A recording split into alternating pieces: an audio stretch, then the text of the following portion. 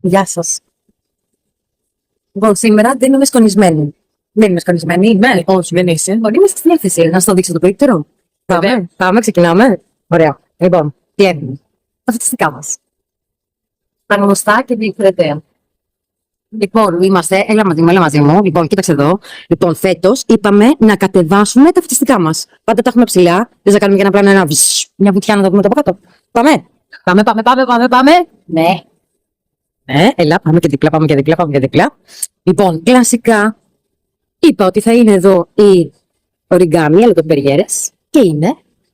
Και έχουμε και τις ωραίες μας τις αλυσίδες. Ναι. Ωραία.